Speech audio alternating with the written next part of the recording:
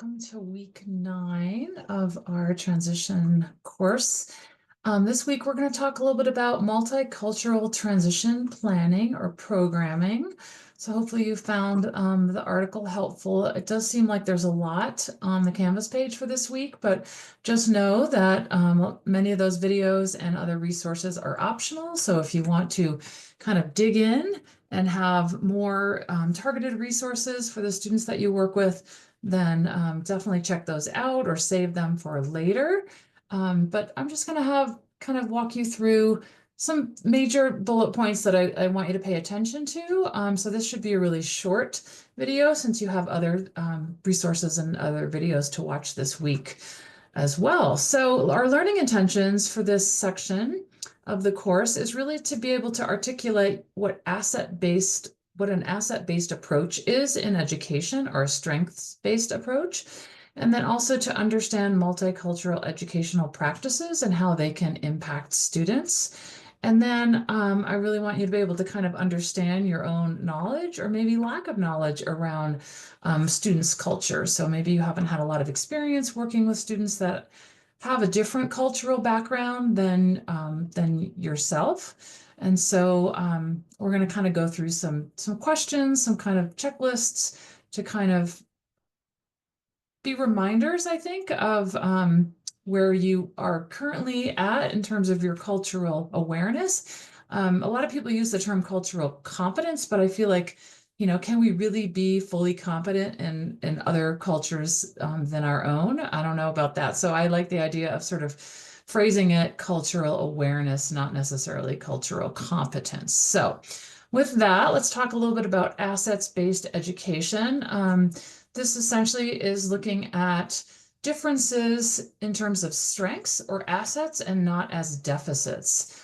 So learning the assets of a student and their families and their culture. And this kind of resonates with me because when I was growing up, my first language was not English. It was Dutch because my parents were from the Netherlands and we immigrated from the Netherlands. And kind of all through my school experience, I was always a little bit like embarrassed that my parents had accents and English wasn't their first language and they didn't grow up in this country. And so as a kid, you want so badly to assimilate and to be like your peers. And so I didn't see the fact that I could speak another language or that my parents could speak another language and came from another culture as an asset. I actually saw it as kind of a deficit. And a lot of times I was embarrassed by it because I felt like my parents weren't doing the American things that my friends' parents were doing. And, our traditions were different. But, I think maybe if there had been a little more awareness from some of the educators that, in my experience, that saw that as being a strength of my family or even of myself, that I knew another language and that I was familiar with another culture, it would have been really, really nice. So I think, we as educators, if we have this awareness of the fact that it's a difficult place to be, I think, for students when they are living in a culture that is different from the culture that they were born in or that their family, has at home. And so, yeah, I think letting students know that, if they do speak another language or they do know things that from their experience, to use that as a strength and look at that as an asset and not as a deficit, even if they maybe are still struggling with the language or vocabulary or, whatever the case may be. So yeah, just having that awareness, and then making sure that as we, move forward with transition services and writing the transition plan and really the entire IEP, that we think about this in terms of being centered around the students' needs and the family values and those cultural values. So not just our own values, and that I think definitely takes some awareness. It might take some learning about their culture or their language, their customs, especially if it's very different from your own. Um, and what does that self-determination look like for a student? So, we've talked a lot about how important self-determination is for students with disabilities, but in some cultures, it is kind of frowned upon when youth challenge their parents or maybe even act self-determined, because that is really not accepted in their culture. So I think that's something we need to be aware of and kind of sensitive to, and maybe not just push our own kind of agenda around this. And what does self-determination kind of look like in the context of their family or in their culture? So again, just being mindful of that. I think we also have to think about what makes up an individual's identity, or certainly the students that we work with. Like, we look at our students really through that lens of what their disability is or what their abilities are. But people are multifaceted, right? Like, as we all are, we can all identify with different um, kind of areas in our life, right? Like, we identify with our gender, and maybe our culture, our nationality, our religion, our socioeconomic class, our race. I mean, we kind of parts of our whole being are kind of divided up between these different identities, not just whether we have a disability or not. So I think that's important to recognize, is to see your students through this lens, right? What other kinds of identities do they have, and which ones are really kind of predominant, themes in their life, and how do we make sure that we address and recognize kind of all of those areas that are, really core to their identity. So think of, our students as sort of multifaceted, and learn as much as you can about the things that are important to them and what they value, and how they recognize themselves as, part of another group, not just a group labeled with disability necessarily. So kind of a reminder. And then I saw this graphic essentially, and I thought this was so cool. I'd never seen it before, but I really wanted to share it. So, the top part there, that surface culture, this is the kind of stuff that we kind of obviously see in terms of difference when a person is culturally or racially different than us, maybe, is we kind of see those obvious things like, maybe the way that they dress, or the way that they speak. Maybe it's an accent, the food they eat, art that's associated with their cultural identity or ethnic identity, um, the holidays that they might observe. So those are kind of those surface things that most people, I think, kind of know and recognize. But there's so much more kind of deeper that maybe we don't know and don't understand. So then there's that next sort of layer called the shallow culture. And those are those unspoken rules. And these are the things that I think, we don't kind of obviously know, and we have to kind of be aware of. Things like eye contact, right? In certain cultures, it's considered rude to have direct eye contact with someone, especially if they are your elder. That's not necessarily so in our culture. In American culture, we view eye contact as a sign of respect, and as a way to show people that we're engaged and listening. But that's not the case in some other cultures. Other things like nature of relationships. I had a student who was from Liberia, and it took me a while to kind of figure out the nature of some relationships in her family. So when I say that, she referred to her parents, who were actually her grandparents, because she had lost her parents when she was a baby. So her grandparents were known to her as her parents.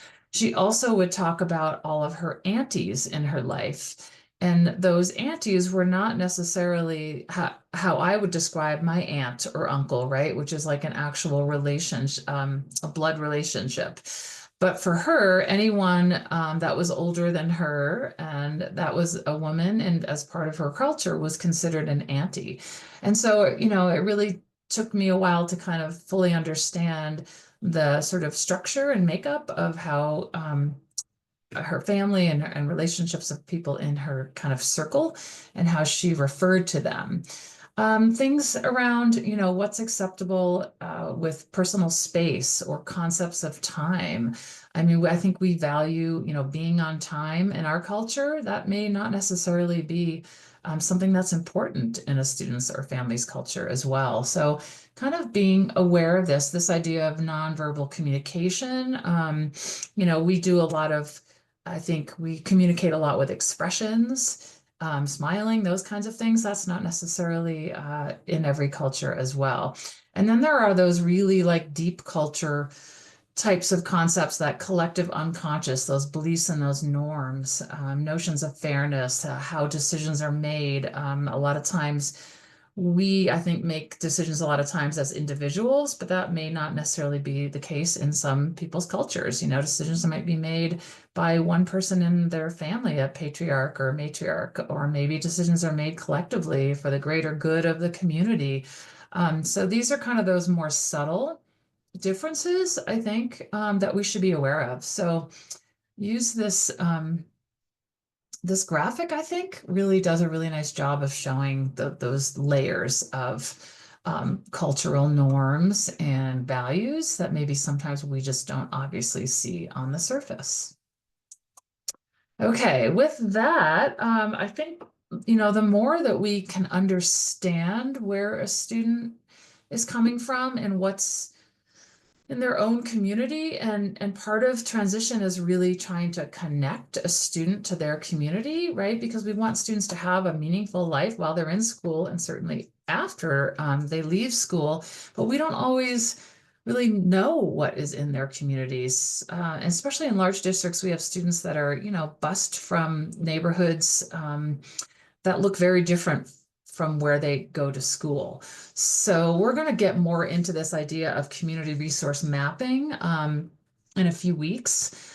But I just wanted to kind of touch upon it. But I think anytime we can learn more about what's available around a student's community, there's different ways you can do this. I mean, you can actually create like a personalized Google map where you find where the student lives, see what's around their community, what would make, sense to help connect them to. So things like organizations that serve youth or organizations that have youth programs. Maybe it's looking at social and leisure kinds of opportunities for students in their own communities. Maybe it's looking at culturally diverse businesses, so businesses that are owned, by members of that culture and community, and capitalizing on those. For example, I had that same student I was talking about from Liberia.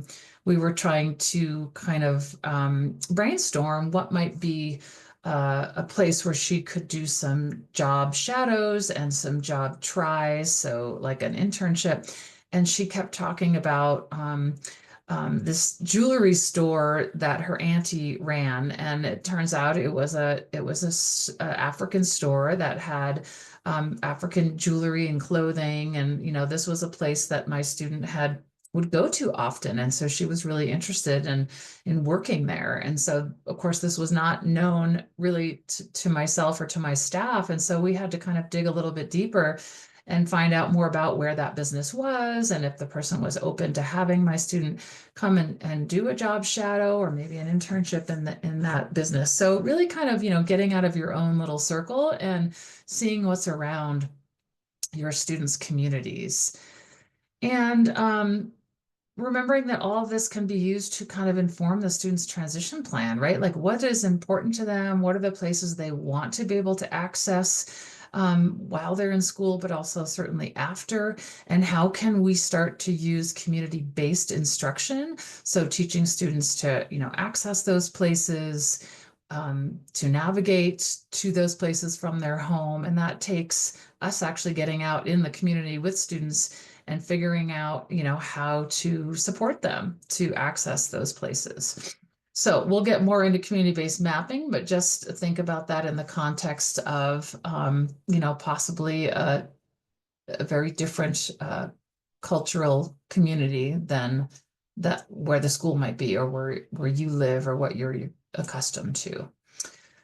All right, a little more about community mapping. I think if you can develop relationships with these organizations, and And certainly, I always told the parents if they had a connection in the community that they thought might be an opportunity for their student, to do an internship or possibly have paid employment, if they could connect me with that business or that organization, I could follow up after that. So, oftentimes I would say, like, be part of my network. And if you have an idea, I'll do the rest of it. I'll follow up, I'll talk to the employer, I'll provide the supports, those kinds of things. But think of it in context of how can we connect with those outside organizations for things like having a guest speaker come in, um, using those businesses for job shadows, or having your students do informational interviews where you help them come up with questions that they would ask that employer or that employee of a certain business. And so those are great ways, I think, to not only build connections, but also to provide those opportunities for your students, to expose them to work, but certainly to, places that they are interested in, or maybe businesses that they and their families, frequently go to. And then thinking of ways of embedding transition skills into those activities throughout the school day. So, I know sometimes it's hard to get out of the building to do these things, but how can we do some of these maybe virtually or through exploring on the internet as a start? But thinking about how we can sort of, weave these throughout the school day is a great way, I think, to address transition skills, but also in the context of what's relevant for a student's community. All right, let's talk a little bit about communication style. So we want to use culturally responsive assessments to determine what's needed and not needed to support students with disabilities. So we talked a lot about, the different types of assessments, but really maybe be mindful of the assessments that we're using, and do they have kind of inherent biases? Is the language easy to understand? So if we're going to ask parents to help us with transition assessments, just kind of looking at that through the lens of, does this make sense for this student or family given their cultural background or their language acquisition, those kinds of things. And then to really listen to students and families instead of telling them what they need, right? Their idea of a meaningful life might be different than our idea of a meaningful life. I think we really pride ourselves on independence in this country, and that is not always the case in other cultures. Sometimes interdependence is the value that is more important than independence. So being mindful of that and how we communicate that we don't push our own values and agenda on other students. So here are some reflective questions, and I kind of pulled these from the article, but I wanted to highlight a couple of them. So when it comes to like our own personal culture, I think it's always kind of good to do a little self-check, right? So how does your own culture influence your expectations of your students? So think about that. And is my personal background focused more on young people becoming independent and self-sufficient, or becoming interdependent and contributing to a group cohesion? So again, independence is great. It's kind of what we strive for, but that might not be the predominant value or the priority for some students and families. But really, what's going to make them feel like they are having a meaningful life in the context of their own family and the community and their own community. So, kind of asking yourself, am I aware of that? And have I kind of had conversations with my families about that? How do we communicate with students and families? Some people have sort of an assertive style, and I think again, to a certain degree, we look at assertiveness as sort of like being a personality strength, right? But is that seen as being impolite for a certain student's culture or family's culture? So making sure that we're aware of that so we don't come across and put families off, right? We always want to be in partnership with our families and work with them, not against them. So being sensitive to that. And then again, that idea of direct eye contact. Is that socially acceptable for that student's culture? If not, we might need to adjust our expectation around direct eye contact, but also how we use direct eye contact too. Those are just a couple of things around communication. And then in the context of transition planning, our students' needs and desires driving the transition planning process. So again, I mean, we can't change what's on the transition plan, but certainly we have to think about what the students' needs are and, the desires of the family and what's important in the context of the post-secondary goals, the services we're providing, even the courses that the student is going to be taking, and ultimately, of course, the IEP goals that the student has. And then, are you creating transition plans prior to gathering direct input? So what we, definitely don't want to do is come into an IEP meeting with the transition plan set in stone. There's I think the best way to do this is to have a draft plan or a pre-IEP meeting. Definitely get the parents and students input on all aspects, the post-secondary goals and what might be needed for transition services before we just come in and have it all, there for them and ask them to sign the IEP, right? So just being mindful of that we really want that input before we finalize a student's transition plan. All right, a few other things I think to be aware of and kind of as a checklist. I'm not going to read all of them, but I've got a few highlighted here, and you can read the rest on your own. But making sure that, again, we increase the knowledge on students' experiences, home, and culture. So, ask questions. I don't think it's offensive to do that, or do some of your own research. Or if you have a person in your school or district that is a community outreach advocate, or they have different names, but oftentimes school districts will have somebody that is maybe speaks that certain language or really understands the predominant culture in your school, and they do outreach. So it's a great idea to collaborate with that person so that you can learn more or maybe have more success connecting with families that maybe you haven't had a lot of success connecting with. And that might be due to a language barrier or a cultural barrier. Maybe the way that you're trying to reach out to them isn't working. And so work with that person in your district if you have one that understands the best way to collaborate with that student's family and understand their culture.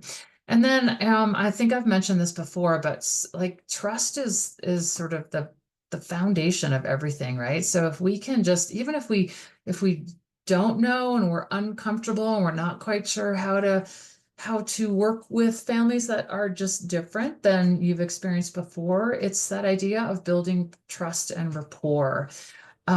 So that can go such a long way, I think, and really establish credibility with diverse families and addressing any fears or concerns. And especially right now, kind of in our political climate, it is a little scary. And I think some families are feeling, not welcome in our communities and our cultures. So how do we find ways to build trust and be open?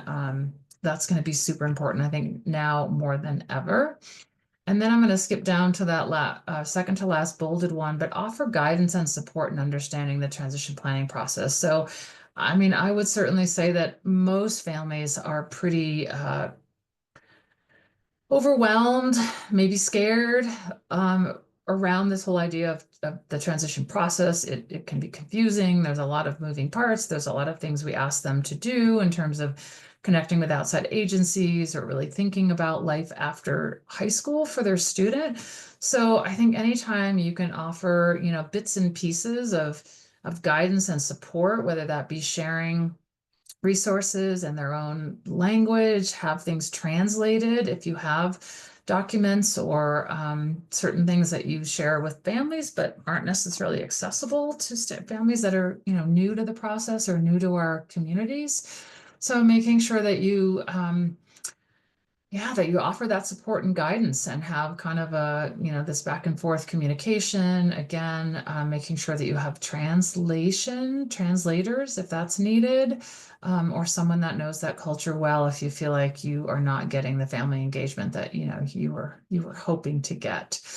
So I'd encourage you to read through the rest of these bullets and kind of, ask yourself, where am I at with this? What do I need to kind of learn, or what do I need to seek out in terms of additional supports for yourself so that you can be more culturally responsive and I think serve your students that have those different backgrounds from your own in a more comprehensive way. So that is it for this week. Hopefully you found the article helpful, and remember those additional videos are optional as well as the other resources and reading. And I will see you all in 2 weeks because next week is your spring break. So I hope you all have a great spring break. I'm sure it doesn't align with your school spring break, but nonetheless, you'll have the week off of our course. And then I will just see you back in a couple of weeks. And I hope you guys are all doing well. Remember to reach out anytime. I'm here for any questions or concerns. I'd love to hear from you if you have anything that I can help you with. And otherwise, take care and I'll see you in a few weeks.